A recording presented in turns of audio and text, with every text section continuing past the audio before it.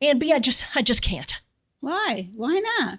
I've got to go to a museum today. Oh, it's so hard. Yeah, I'm going to have to find a date. That's right.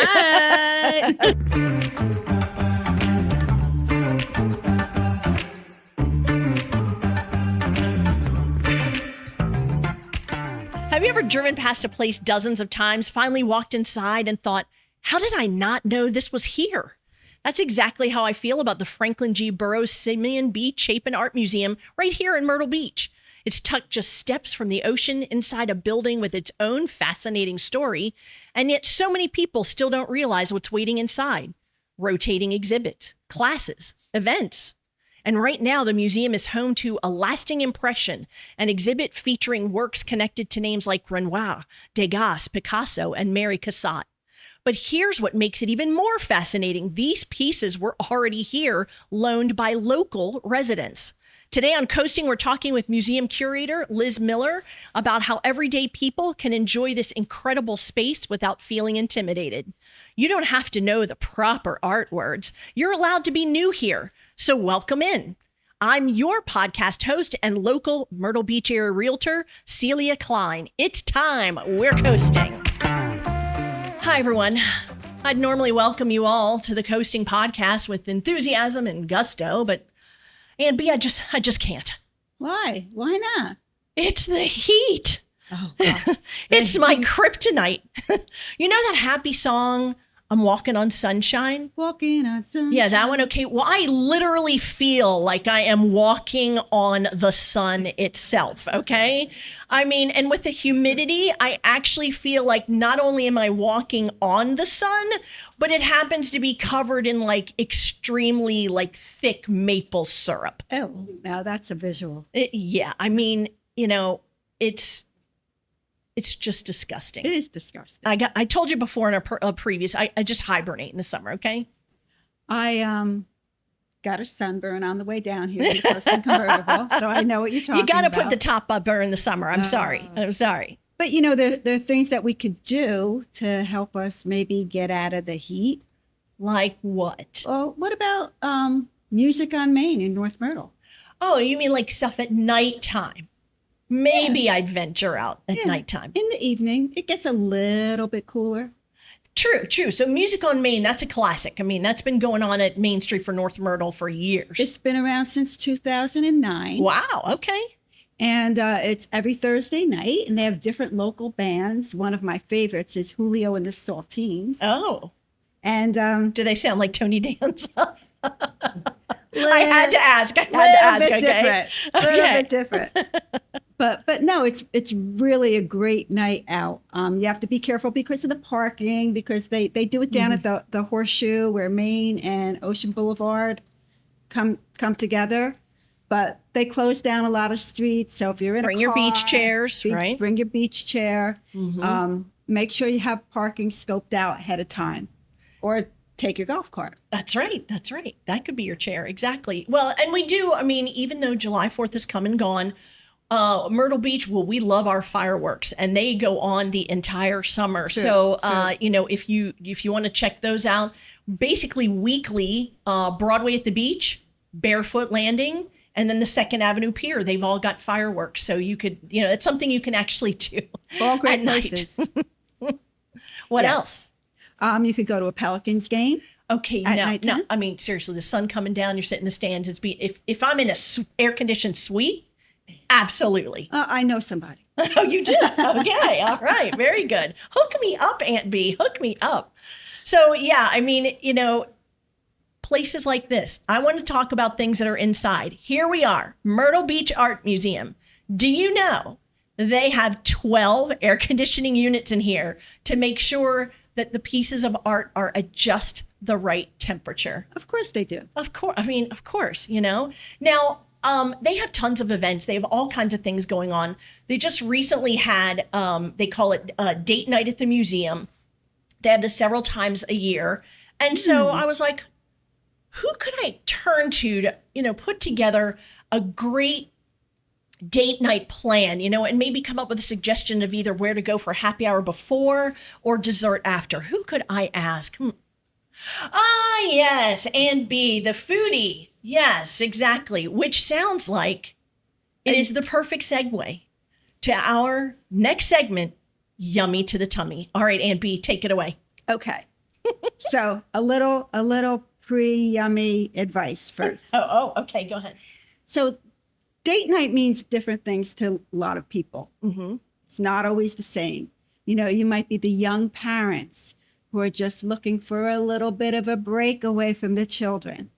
You might be a longtime couple who want to get together and have some intimate time where they keep their phones away and don't pay any attention to anything else but each other and talk. Sounds nice. Or there's such a thing as a solo date night.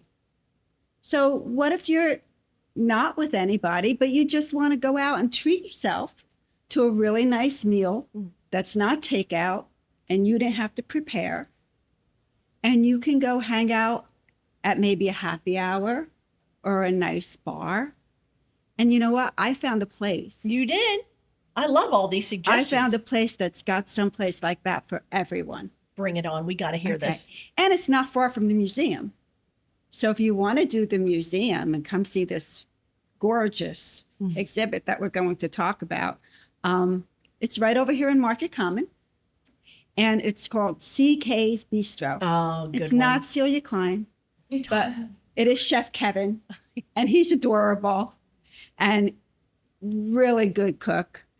Chef. I shouldn't say cook, right? I'm a cook. He's a chef. But the thing I liked about CK's is that there's a front area, right? It's open and windows, and you can do some people watching, a little bit of casual hanging out, dining. And in that front area, there's also a really nice bar, sleek, full bar, lots of chairs, you know, very nicely arranged for conversing. And then there's a back room, which is not a separate back room, but a nice back area that's a little more intimate if you have that nice intimate date night that you're looking for, and you're kind of away from the front door and away from the crowds. So you got it all at CK's Bistro. It's on Nevers Street in the Market Common. And the food is amazing. The brie wrapped in like a brioche phyllo and baked and raspberry sauce. Oh my gosh. One of my favorites. They also have great scallops, which is another one of my favorites. The seared ahi tuna, another one of my favorites. But there's something on the menu for everybody. You know, if you're a meat and potatoes kind of guy and you want that, he's got it. If you like a fish, you know, they've got that there too. And they've got a happy hour at the bar. I believe it's from 4 to 6, but it might be from 4 to 7. And he's open for lunch too. So sometimes you can have a date night. Sometimes you have to have a date afternoon, especially if you've got children. While they're in school or doing some other activity, you can always get some time together.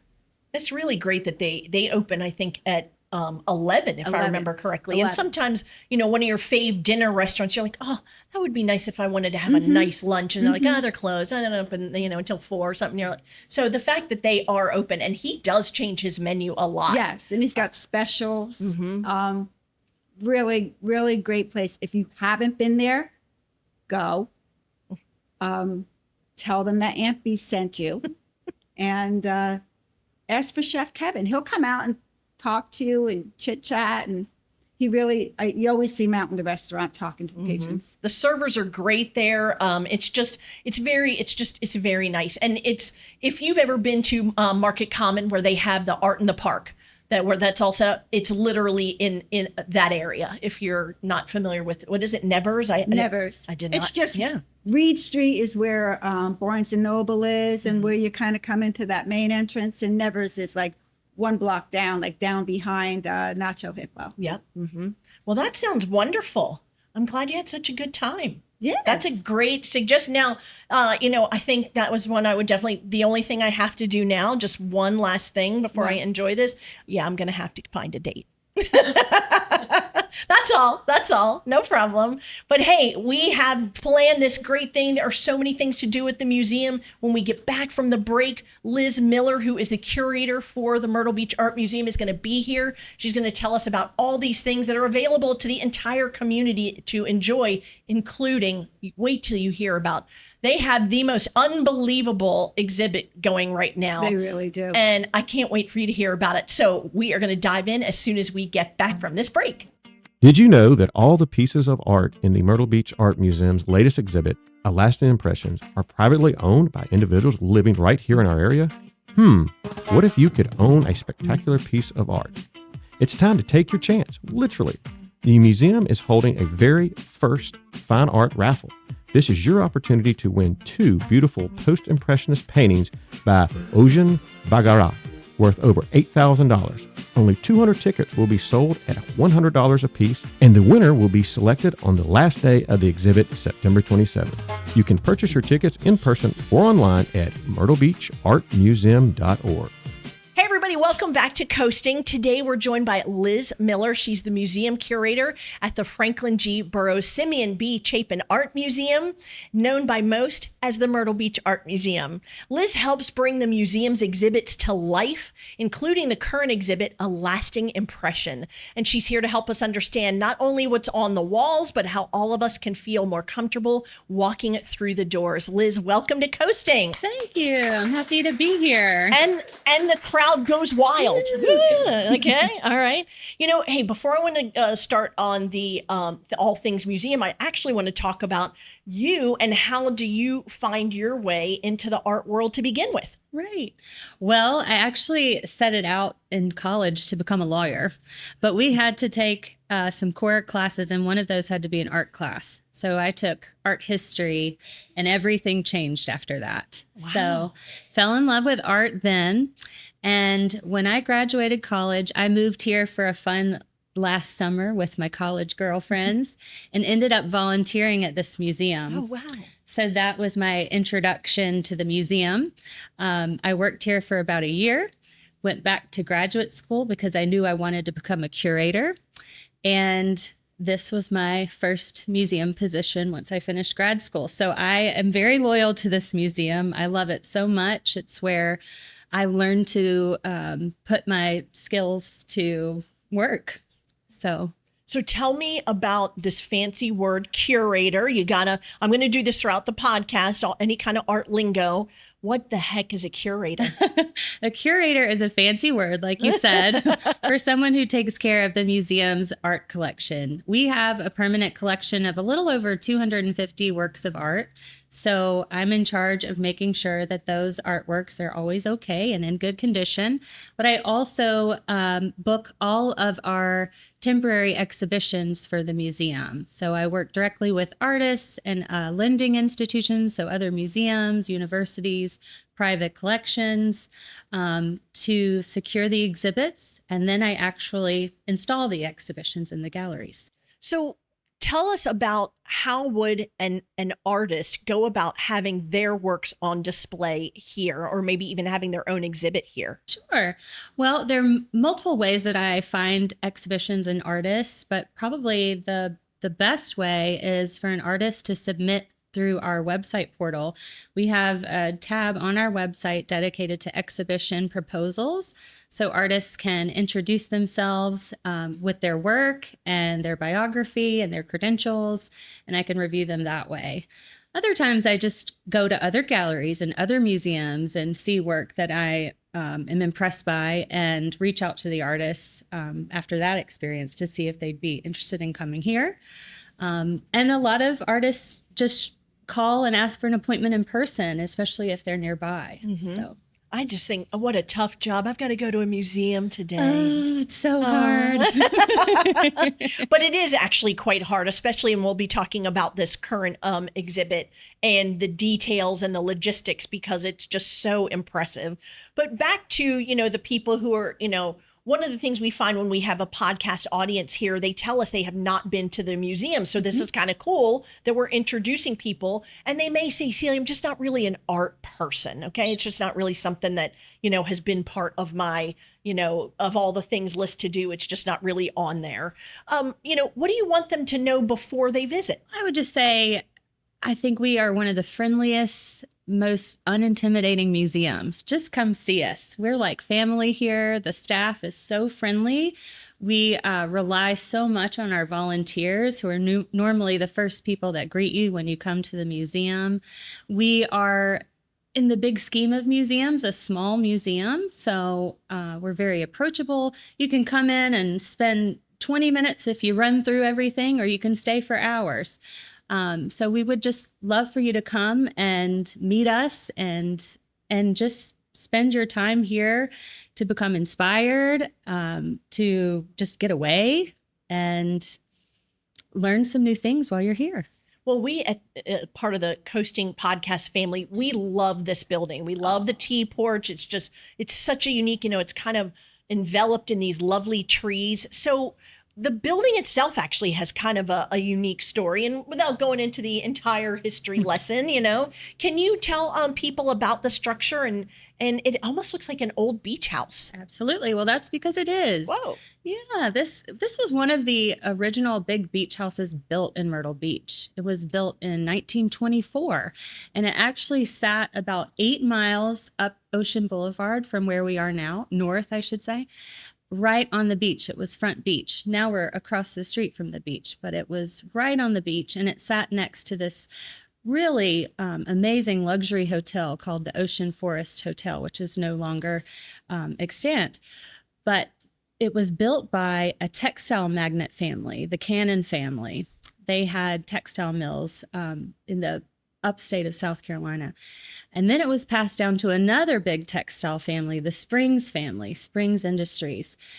So they would often let their top employees use the house for family vacation. So we get lots of visitors coming through who say, oh my gosh, I used to spend time in this house. This was the dining room. This was, the kitchen. And upstairs, our second floor galleries are where the bedrooms used to be. So you can see where the dormer windows once were. So it's got this wonderful intimate feel to it and a great history. It was moved here to this new spot in the 80s. It was going to be torn down for a new high-rise construction, but a group of local artists and art enthusiasts saw the potential in this building as an art museum because we didn't have one. So they fundraised, found a new location for the museum, and then this house took a 5-day journey, 8 miles south from where it once stood to here. And then we finally opened our doors in 1997. And if that sounds very cool as a story, there's an actual book that was written about that journey and this house, the villa. That's right. And so guess what? It's in the museum gift shop. So one of many things in there. But again, I think it's such a great story, and it is such a beautiful, and it has such character if you walk through it. And for those of you who continue to look, behind us, that's right. That's the gorgeous Atlantic Ocean right there. And if you happen to know about your local piers, that's the Spring Made Pier. Same family that you heard about that had this house at the end. Same family. So isn't that kind of cool? So we really want to talk about the reason we're doing this right now is because of this exhibit you have running right now. Goes until basically the end of September, called A Lasting Impression. For someone who has not heard about it yet, let's start with that. What is it? Sure. Well, A Lasting Impression is a special opportunity for, I think, Myrtle Beach residents and visitors alike because of the caliber of the art that we have in the galleries. It's something that you would normally see in a big city museum like the Metropolitan Museum of Art in New York City. So we have Impressionist artwork, European drawings and paintings from the late 19th century all the way up to pretty contemporary Impressionism. But the whole theme behind the exhibit is what kind of impact the original Impressionist artists, you might think of names like Claude Monet, Edgar Degas, Pierre-Auguste Renoir, those big power names, how they changed the landscape in the art world and really opened the doors for modern art. So it's very much about the impact of Impressionism.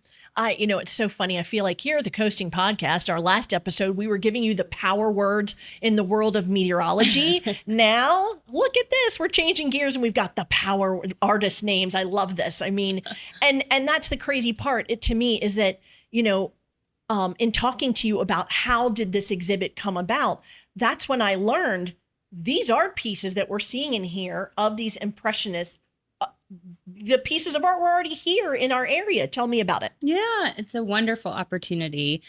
So yes, all of the works that you see in the galleries were borrowed from local private collections, which is just amazing.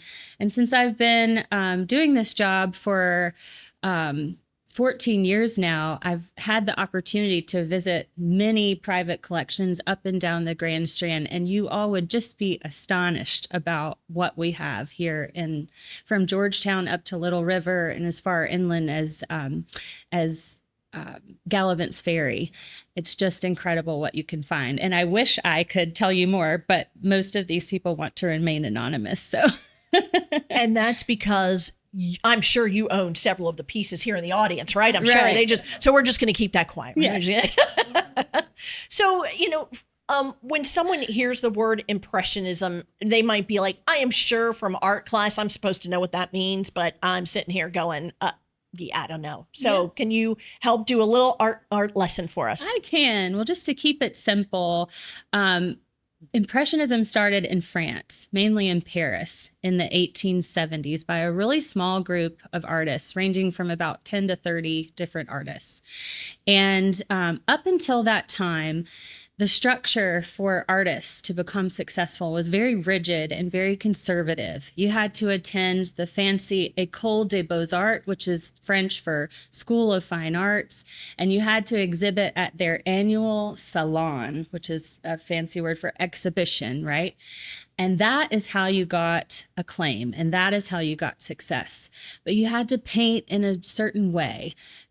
It was a traditional way of painting. The color palettes were very muted and dark, and the scenes that people wanted to see were historical scenes or allegorical scenes from Greek mythology or scenes from the Bible. And everything was sort of based around being precise with your composition and how you paint everything realistically. Well, this group of painters that became known as the Impressionists, they just wanted to rebel against that and say, let me express myself my own way. So there was this focus now on capturing modern life instead of focusing on history and the past. They wanted to capture everyday life, and they wanted to do it in everyday life. So something that emerged was painting plein air, which means painting outside. So what was invented during this time were tubes of paint. We take that for granted today, but they didn't have a way to really transport paint to paint outside easily. So now that was on the scene, they could go and paint in the city streets or in the countryside and capture the effects of light and atmosphere. So it was less about getting it precise and more about capturing the environment. Do you want to use this as a show and tell here, just to kind of give an idea of just what a big difference that would have been? Here's a painting that's in the exhibit. This is a print from our gift shop by Ludovic Piet was his name, and it's called Siesta in the Shade. And you can see the vibrant colors, the bright green, the dappled light, and these sort of limey yellow tones all across the painting. And if you could get up close to it, you could see the faces are not well defined, but we know that those are women and that they have faces. It was more about capturing all of that light and what it must have felt like to be there on that day. And so what I love is that, the museum has taken this particular piece and kind of made it the highlight, the spotlight of the exhibit itself, and kind of shown it in different ways. As you first enter the exhibit, a version of this is on the wall, right? But then isn't there something on your stairs leading up to? Yes. So the version that you're talking about on the wall is a hand-painted mural by a local artist, Laurie Dauphin. It's just beautiful. That's awesome. And then on the steps, we have painted a mural that's a detail of this painting. So you'll notice that when you come in the front door, you'll walk up the steps with this mural in front of it. And that was completed by our education coordinator and volunteers. It's pretty amazing. That. So you really just get everybody involved in the hype of this, and which you should. One other one that I have to show you guys. It's a little warm in here, so let me use my my fan. Isn't that awesome? Yeah. I think that's so cool. And a lot of the artists in the Impressionist movement, before they went to the School of Fine Arts, they would get their starts painting designs on ceramics, but also on hand fans. Oh. So that's a fun little souvenir from the exhibit. Because that's one of those, it just sounds like, I just immediately think organic social media. You're going like this, and then someone's like, where did you get that fan, And then before you know it, your works are in a museum. Is there a piece in the exhibit that you in particular find, either that when you, put it on for viewing, that it was like, almost like took your breath away, like, I cannot believe this is in our museum? Oh my gosh, so many of them, mainly because you hear the names associated with them. Of course, the artwork is beautiful, but then when you think about the fact that Renoir's hand made this, it's just awe-inspiring. Mm-hmm. Cannot believe I'm standing in front of this in little old Myrtle Beach Art Museum. Right. Yeah. Not so little anymore. Right. Huh? Now, in terms of the visitors you've had thus far, is there any particular one that they say, I'm here to see this particular either artist or piece of art? Maybe so. I don't often hear the visitors' comments, but what I have heard from our volunteer receptionists is that people walk out of the exhibit and they're just floored by what they've seen. They didn't expect to see the different artists that are represented in the show.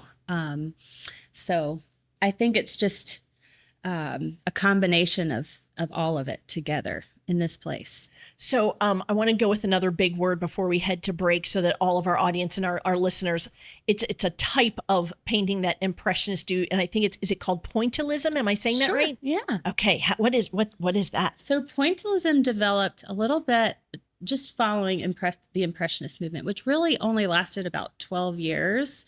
And then after that, all of these Impressionist artists started branching off on their own to create their own new styles. And one of those was Pointillism.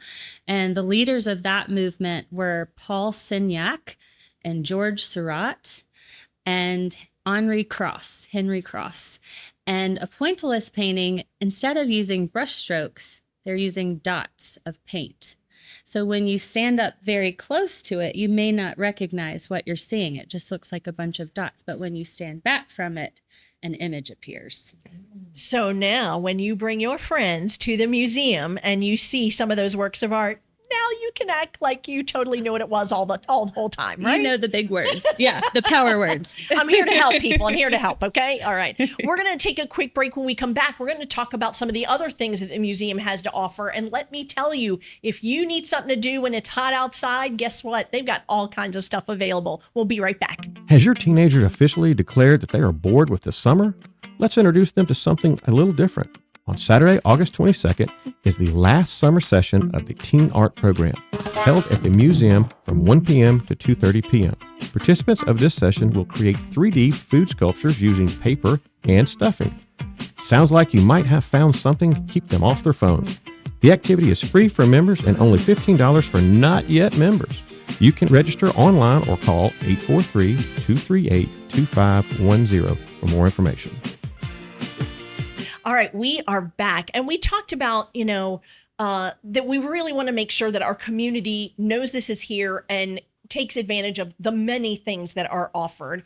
And so, if you have somebody who is just coming in, they don't know a thing about art history, how would you encourage or recommend to them that they, walk through here and just take in what they're seeing? Sure, that's a great question. Well, I think I would encourage you to read. We spend a lot of time putting together information on our wall signage or exhibit labels. So we have a wonderful text panel that gives a great overview about the movement. And then each painting has a label next to it with, in addition to the title and the medium and the date, we have a nice little biography. It's concise, easy to get through about the artist. So that can give you some of the history if you're interested in it. But if you're not, that's okay. Just come and enjoy the artwork for what it is. And I just saw one of the story. I think, it's really nice because it's almost like get curious, right? Because I think some of the stories, I just read one where the artist was in essence, prisoner of war in World War II for 3 years. And then after he's released, then he does, some of his best work. So again, I just think take one artist that you see that just, remotely interests you, and then just go home. And if they're, start diving in, read a book, whatever, just so that it can be something that is a little bit more of a personal, journey or research for you, I think. Absolutely. And so what if, someone's going through, and it's any art, whether it's the current exhibit or any of the ones that you have here, and they're all so thought provoking, and they're just kind of looking at the art and they're just like, I don't get it. What do you say when somebody's just, it's not connecting for them? That's okay. You don't always connect with everything. That's why we find things that we really like. And those are the things we gravitate to. But I do think it's important to understand, even if you aren't drawn to something or you don't connect with it, or you think, oh, a 12-year-old could have painted that.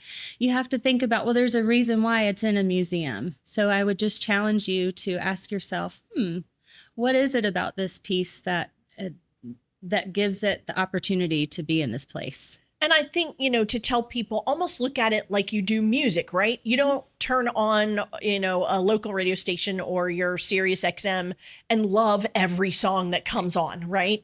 So does that mean you automatically turn off the, radio and never listen to another song again? No, you come back and you try and and you decide what your taste is, and the only way you can do that is to listen, and in this case, to look. So just don't give up if it's something that it's not initially something that brings you joy. If someone wants to bring in young kids, tell us about that. Is that it? Do you tell them to look at exhibits in a different way, or do you give them information that might be a little bit more for that age group? Well, we have these wonderful scavenger hunts that we give out to kids, and I think that's a great way to get them engaged and actually really looking at the art by looking for things that they might find in the pieces. So that always makes them really excited. It also gives them something to hold on to if you're worried about your kid touching. Right. They're touching their scavenger hunt. So. Yes, always helpful. Yes, stay busy. Right. And we also offer wonderful classes and workshops for kids. That's something we really take pride in. Our education department, Nicole Miller is our education coordinator. She's a graduate of Coastal Carolina University, and she's so good with the kids. And we divide them up into age groups, so everybody's kind of at the level they should be. And we have classes for 5 to 7-year-olds, 8 to 12-year-olds, and teenagers. Hold up. You mean you're encouraging them to do something other than look at a phone? That's right. I think that's fantastic. And I want to go back a bit because in talking about, not touching. And so here's, all these amazing exhibits. And I do see in the current a lasting impression that there is signage that says, don't get any closer, if you will, or, you got to be 2 feet away. But you do allow them to take photographs, which I find very interesting. And that's not just of this exhibit, it's all of them. So tell us, why is that encouraged and the owners of the art are okay with that? Yeah. Well, it's always something that we ask whoever's lending the art, are they okay with the work being photographed? And most times they are, which is wonderful, as long as you don't use a flash. Yeah, you can take pictures of everything, which is great. You can even take a selfie with the painting if you'd like. And now jumping back again to, you do so many different workshops. And so we talked about the ones for the kids. Yes. Let's talk about, somebody's just moved here and they're an artsy craftsy person. Perfect. Talk to me. What can they do? Come see us. We have water classes for adults every Wednesday from 9:30 to 12:30. That class has been taught here by the same professional artist, Susan Duke, for 25 plus years. Wow. And it has a great attendance, and people love that class. And you don't have to have experience to come. You can be a beginner, but you can also, be an amateur or professional. She's a wonderful instructor. And so that's really popular. We also have monthly workshops for U.S. veterans. So that's taught by Laurie Dauphin, the same artist who painted the lasting impression mural that we were talking about when you walk in. So you can come, I think it's the third Thursday of every month. And we have 2 sessions, one in the morning and one in the afternoon. And every session has a new art making process. So maybe one month you're learning printmaking, another month you're painting, maybe you're doing pottery. So those are wonderful opportunities. Mm-hmm. And we try to, with each exhibit, if it's conducive with the artists that we're working with, provide sort of pop-up workshops in conjunction with the exhibits. That's great. Now, as we, it's a multi-level building. When you come in on the ground floor, I'm seeing a sign that says Pottery Studio. I just think that sounds way cool. Yes. Tell us about that. Oh, it's one of my favorite things to do at the art museum. It got me to get interested in pottery, and now I have my own wheel at my house. Wow. So we offer pottery classes every day of the week, I think. Every day of the week. And they're taught by 3 lovely instructors. And again, this is a medium where you can come in without knowing anything, a complete beginner, or come in with a little experience. And it's been one of the most successful programs the Art Museum's ever had. It's so much fun. Now, did I read, it's again another one of those terms, lingo, when you start with pottery, is you throw clay? Is that? You can throw clay. That means that you're working on the pottery wheel. So you actually throw your clay down on the wheel. Glad I asked. Very I was satisfying. I was so thinking I was going to be throwing clay, and I was so glad you taught me that. That's good. I mean, we could do that. Be a little messy. So one of the reason why I bring it up is because now I progress into the different events that you have. Mm-hmm. And so, I think you have, is it twice a year where you just have this amazing pottery sale? Oh, yes. Well, the big pottery bazaar is always usually in late November, and that's typically between 25 and 30 local potters. They all set up booths actually where we are now and in one of the accompanying galleries. And you can come and do your Christmas shopping and buy these amazing pieces that range from, small fridge magnets for a couple dollars to some really ornate, beautiful, big vessels. So there's really something for everybody. And I came for the one in the spring, and again, the pieces are of a wide variety. So let's just say I think I ended up with like 2 types of pottery vase for flowers. And there was actually a florist here on site that would create the arrangement for you and be like, ta-da, it's all done for you. Complete. Yes. It was so perfect. It was really, really nice. Oh, I'm glad you got to come to that. Yeah. Yes, that was our springtime. We do a Mother's Day pottery sale where you can come and pick out a locally made vase. And then we have the flower bar, like Celia mentioned, where you can create your own bouquet. It was great. Now there's so many events that you are involved in. One before Christmas, there's a one in the wintertime. So tell us about those. Sure, we do. We have 3 main annual fundraisers. One that's coming up in early December is called FAB, which stands for Fashion Art Bags. And we host it every year at the Dunes Golf and Beach Club. And it usually happens on a Thursday or Friday night. We have a fashion show with local fashion houses. We have a silent auction of handbags and jewelry and spa packages. And it's just a really fun night to celebrate the museum. I went last year. Oh my gosh, it was so much fun. And let me tell you, people get, swanky for this one, So, and the fashion show, of course, is representative of a lot of the local boutiques here. Mm-hmm. And it's so, so well done. And this is what I love about, she calls it a fundraiser. We're all calling it a fun night out, right? And that's the best way to fundraise, right? That's right. I mean, so tell us about the other ones. So we also do in the early or late winter collectors event, which is another type of auction. We have 100 pieces of artwork donated by artists from all over the country, but mostly local. And there are 100 tickets sold. So if you buy a ticket, you're going to go home with a piece of art. It's a lottery system. They literally pull your number out of a hat and you pick the painting on the wall that you want. So the earlier you get called, the better your preference is going to be. Now, I did not go to this one, but I've seen some of the footage because you guys are great with your social media. Talk about intense, you guys, because they can, in essence, see which pieces of art. So maybe, you come into that event with like your top 3 or 5. And if one of the numbers that you want, or, one of the pieces that you want gets taken before your number is called, man, I mean, you gotta switch gears. Them's are fighting words, people. Let me tell you. I mean, woo. But it's so wild. It's definitely one that I want to go to. And then, are you tied to? Is it an oyster roast or something? Yes. We also do an oyster roast. Pretty close proximity to that collector's event. And that happens in downtown Myrtle Beach outside. We have lots of art vendors there. Of course, amazing oysters. And so lots of food and drink. And it's just a really fun live entertainment. It's a really fun event. One of the things that I think, as we became more familiar because of our partnership with the museum, is just how much you are offering to the community, and they may not even know that it's you guys, right? And so, I definitely just encourage people to check this out.